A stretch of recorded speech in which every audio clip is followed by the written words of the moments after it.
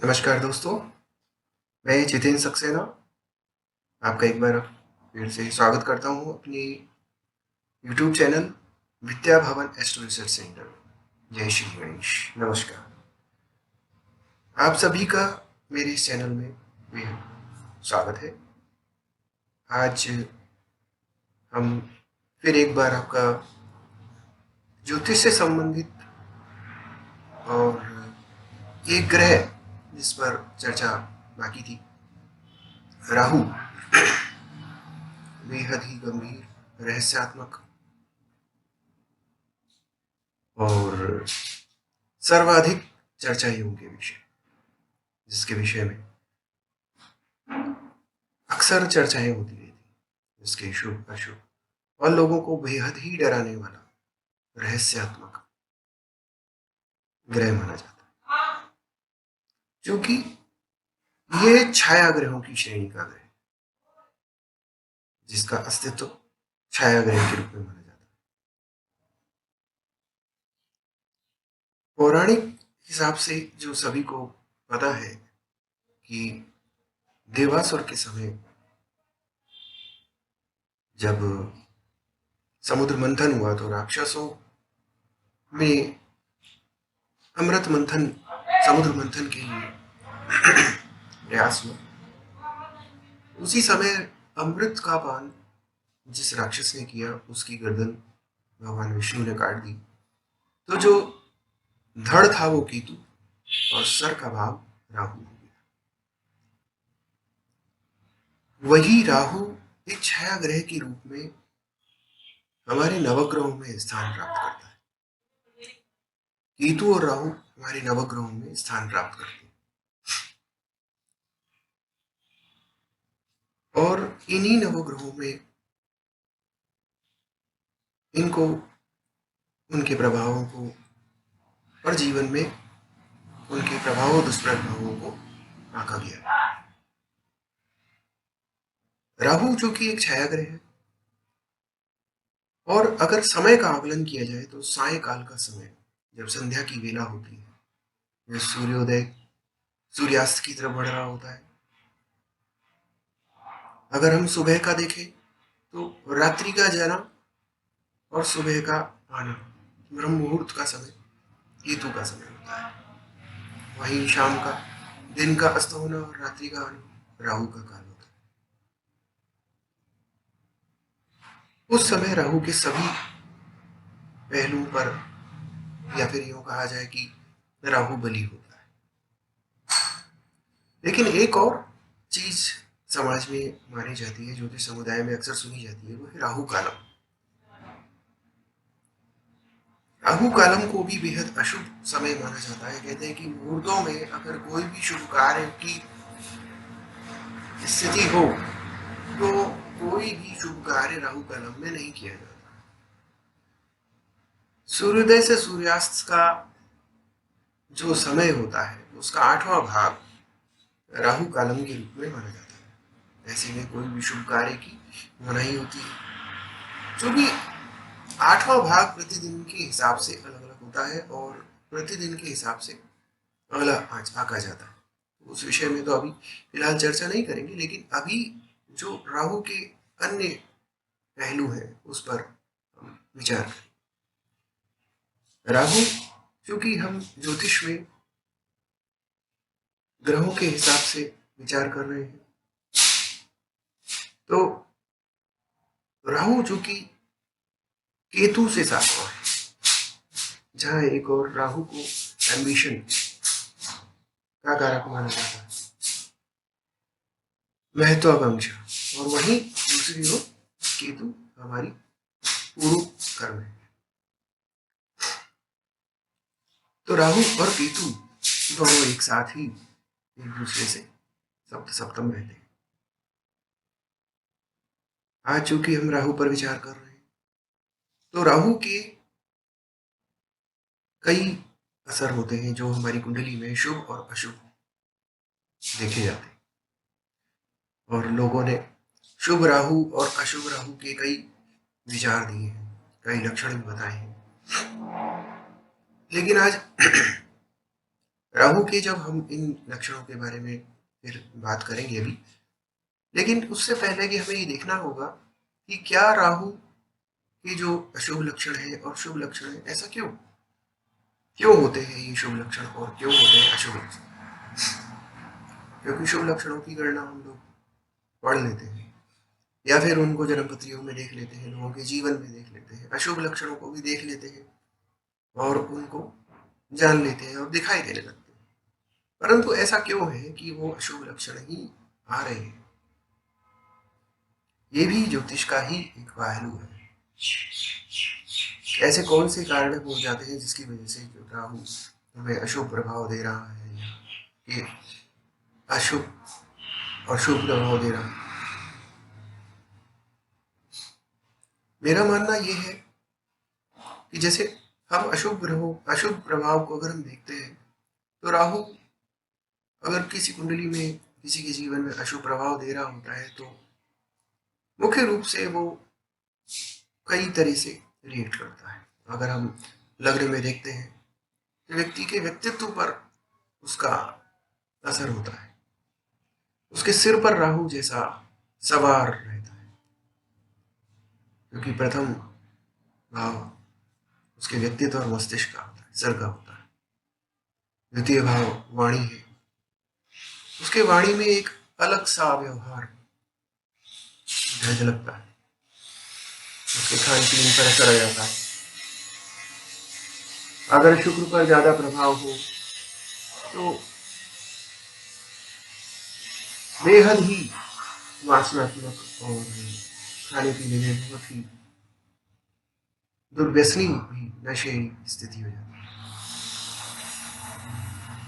वहीं सूर्य के साथ पिता से दूरी, परिवार से दूरी, चतुर्थ भाव में माता से दूरी, परिवार से दूर, घर से दूर हो जाना आम प्रवृत्तियां होती।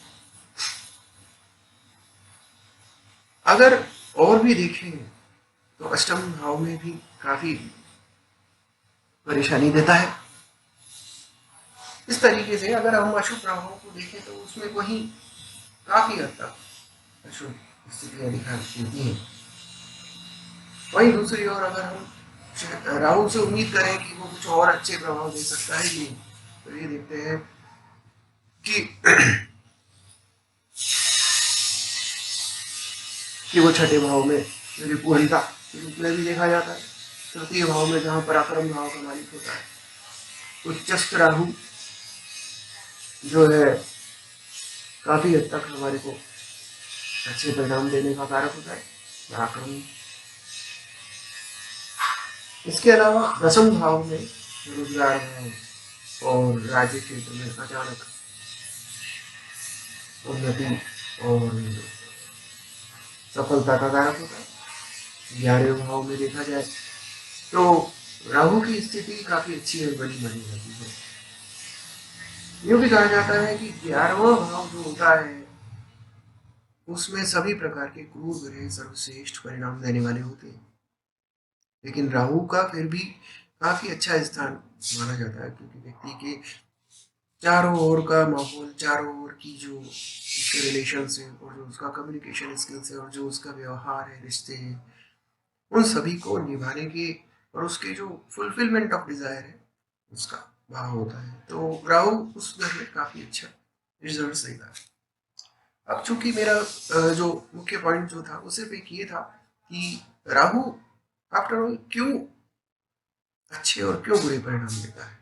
हालांकि ये विषय काफी गंभीर है, हालांकि और मैं चाहूँ ज्यादा बड़े इस पे पॉइंट्स नहीं दूंगा, लेकिन फिर भी कुछ जो मेन पॉइंट्स जो मेरे दिमाग में आ रहे हैं वो ये थे कि राहु जो है एक्चुअली अच्छे और बुरे परिणामों के कई रीजंस होते हैं। वैसे अगर अपन ज्योतिषी आधार पर अगर कुछ पॉइंट्स की अगर गिनती करना चाहें तो छोटे मोटे पॉइंट्स और काफी पॉइंट्स हैं, तो कुछ पॉइंट्स को मैं गिना देता हूँ। जैसे कि अगर राहु की जो स्थिति है अगर अच्छे ग्रहों में नहीं है, अगर नीचस्थ स्थिति है, तो वो भी दशा और अंतर दशा में परिणाम में परेशानी आती है। दशा नाथ के साथ उसकी स्थिति, अंतरदशा नाथ के साथ उसकी स्थिति और उनका प्लेसमेंट और उन ग्रहों की बलाबल अगर वो मजबूत नहीं है या फिर नीचे से स्थिति में है, तो ऐसी स्थिति में राहु के अच्छे और बुरे परिणाम दिखते हैं। तो इसके अलावा भी जैसे इसका बल कितना है, राहु का अपना बल कितना है, डिग्रीज कितनी है, राहु की अदर डिग्रीज कितनी है। तो ये जो राहु के जो परिणाम है, उसके अलावा जो जो लक्षण है ना, एक्चुअली जिसकी वजह से मैंने भी कहा कि इसकी वजह से कुछ शुभ और अशुभ परिणाम के कारक बनते हैं। वो ये देखना होता है कि क्या राहु शुभ स्थितियों में है, उनके साथ देने वाले ग्रह शुभ स्थितियों में है, तो राहु के कुछ अच्छे परिणामों की उम्मीद की जा सकती है। वहीं दूसरी ओर एक जो मुख्य बात जो मेरे दिमाग में आ रही थी वो ये थी कि बहुत महत्व रखता है इस बात से कि राहु की युति भी एक महत्वपूर्ण रखती है। वहीं दूसरी ओर सप्तम भाव में स्थित केतु की स्थिति भी बहुत महत्व रखती है कि हमारी दशा अंतर्दशा में राहु कैसे परिणाम देगा। अब चूंकि हम शुभ और अशुभ लक्षणों के कारणों का एक विश्लेषण पर विचार कर रहे हैं, तो राहु चूंकि एम्बिशन यानी कि महत्वाकांक्षा का कारक है, और दूसरी ओर हमारे जो पूर्व कर्म है उसका कारक है केतु। तो जो भी महत्वाकांक्षा और